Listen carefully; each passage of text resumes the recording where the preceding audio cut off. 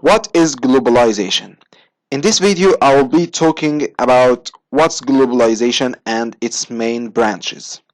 First of all, what's globalization? Globalization is a process of interaction and integration among the people, companies, and governments of different nations, a process driven by international trade and investments and aided by information technology.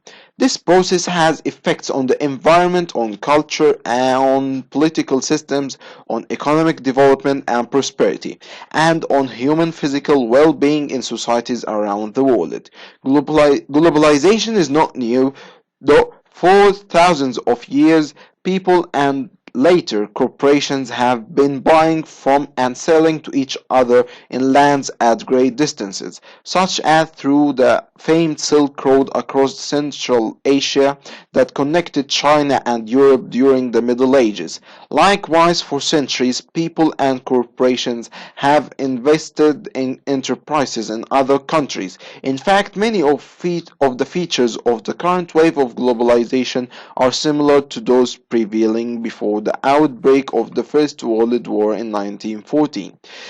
After this, we will talk about the economic branch. So, we call it economic globalization. What's economic globalization?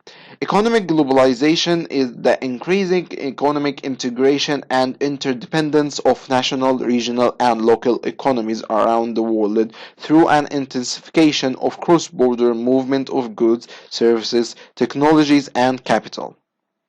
Whereas globalization is a broad set of processes concerning multiple network of economic, political, and cultural interchange, contemporary economic globalization is propelled by the rapid growing significance of information in all types of productive activities and marketization, and by development in science and technology.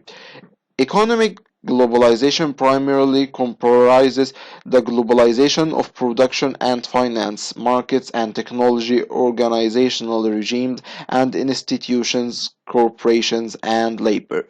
After that, we will talk about political globalization. Political globalization refers to the growth of the worldwide political system, both in size and complexity. The system includes national governments, their governmental and intergovernmental organizations, as well as government independent elements of global civil society, such as international non-governmental organizations and social movement organizations.